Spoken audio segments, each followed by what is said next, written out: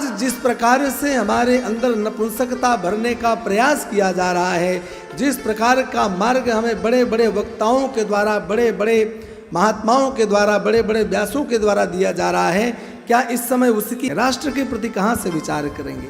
और जबकि शास्त्रों में जगह जगह लिखा है कि संघे शक्ति कलौ युगे, अगर इस कलयुग में आपके अंदर संगठन नहीं होगा, आप एकत्रित नहीं होंगे, संगठित नहीं होंगे, तो एक दिन पड़ोसी परेशान है, एक दिन आप परेशान होंगे।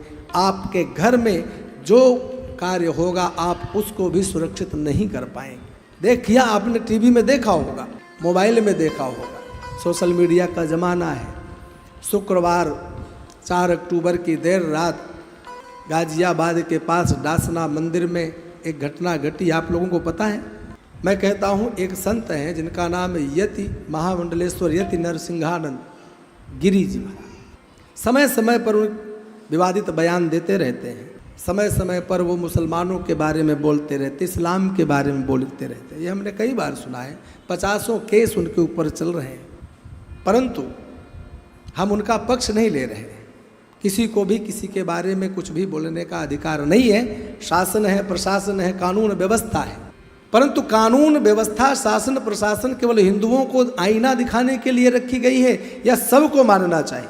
विचार करेंगे तो सबको मानने के लिए कानून व्यवस्था होती है। किसी को भी अधिकार नहीं कि कानून अपने हाथ में ले, लेकिन उनको पकड़ने के लिए उस आश्रम के अंदर एक एक व्यक्ति को मारने के उद्देश्य से, पूरे आश्रम के एक ईंट को ईंट बजाने के लिए, मंदिर को छिन्न भिन्न करने की दृष्टि से हजारों की संख्या में शुक्रवार 4 तारीख की रात्रि में लोग इकट्ठा हुए। ये मुस्लिम समाज के लोग इकट्ठा हुए।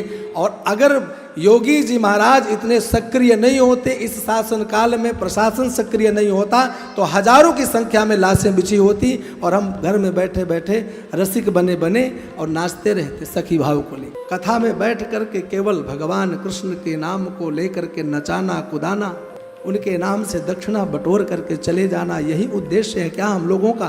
क्या हम लोग चूड़ियाँ पहन करके डरपोकों की भांति हम बोल ना दें, कहीं हमारे साथ कुछ हो ना जाए, तो हर आदमी ऐसे ही डरता रहे, तो जिसके घर में जाए, कोई आए, किसी को भी उठा करके ले जाए, कोई पड़ोसी नहीं बोल सकता, कोई घर का व्यक्ति नहीं बोल सकता है, कोई अपनी वाणी से किसी के विषय में कह नहीं सकता है। इतना भय का माहौल, इतना भय का माहौल इस समय दिखाई दे रहा है जिसकी मैं कल्पना नहीं कर सकता हूँ। एक महापुरुष ने लिखा कि हमें डासना मंदिर के महंत यति नरसिंहानंद गिरी जी महाराज के समर्थन में उतरना चाहिए, तो बहुत से लोग कमेंट करते हुए हिंदू ही लोग दिखाई दे रहे हैं कि नहीं नहीं, ये तो गलत थे, ये फलाने थे, ये दशनामी नहीं है, ये शंकराचार्य संप्रदाय से नहीं। अरे कम से कम ये तो सोचो कि सनातन धर्म की आन बान मर्यादा के लिए वह व्यक्ति कितने समय से लगा हुआ है।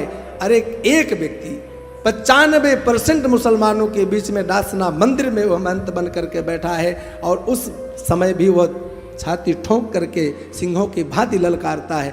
कम से कम मानसिक सहयोग तो दीजिए। उन्होंने गलत किया, कानून उनको सजा देगा, दंडित करेगा, लेकिन आप अपने ही धर्म के प्रति, आप अपने ही कर्तव्यों के प्रति, अपने ही हिंदू होने के नाते इतना भी नहीं कर पा रहे हैं, तो धिक्कार है हमें सनातनी होने का, कथा प्रवक्ता होने का। केवल कथा का उद्देश्य इतना नहीं है कि हम कथा से दक्षिणा प्राप्त करें, घर चले जाएं। हम अगर समाज को सही दिशा देने का प्रयत्न नहीं करते हैं, अगर समाज को शिक्षित करने के लिए, समाज का उचित मार्गदर्शन करने में समर्थ नहीं है, तो हमारी कथा से मिली हुई एक एक दक्षिणा का हमारे ऊपर इतना ऋण रहेगा जिससे हम समाज में कभी चुका ही नहीं पाएंगे। इसलिए भगवान कृष्ण के इस चरित्र को सुन करके हमें कुछ शिक्षा लेनी चाहिए। भगवान श्री राम के चरित्रों से शिक्षा लेनी चाहिए।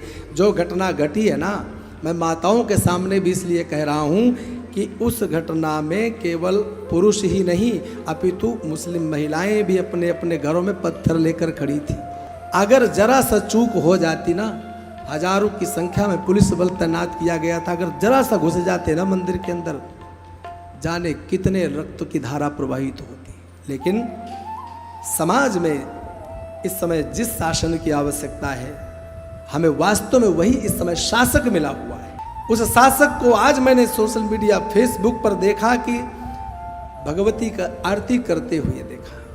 मैंने लिखा उनके लिए, मैंने उनके योगी आदित्यनाथ जी महाराज के लिए मैंने लिखा, मैं धन्य हूँ आप जैसा शासक प्राप्त करके। लेकिन हम लोग अपने स्वतः अपने स्वयं के लाभ के निमित्त दूसरों के कहने पर आ जाते हैं और जरा सी चीज़ से उन्हें नीचे उतार कर फेंक देते हैं। हमें इस पर दिमाग से विचार करना चाहिए। जब भी चुनाव आए, एक दूसरे के लाभ की चिंता को छोड़ करके एक समाज की सही दिशा देने वाले, समाज की सुंदर सुशासन करने वाले, माताओं बहनों को स्वतंत्रता पूर्वक रात्रि में भी निकल जाने में जहां आज भय नहीं व्यतीत हो रहा है, ऐसे शासक की आवश्यकता है और ऐसे शासक को कभी भी छोड़ने का प्रयत्न नहीं करना। आज अगर वो हैं तो हमें लग रहा है कि आज हम सही दिशा में चले जा रहे हैं, हमारा समाज सही दिशा में जा रहा है। ये केवल मैं आप सब लोगों से हाथ जोड़कर निवेदन ही कर रहा हूँ।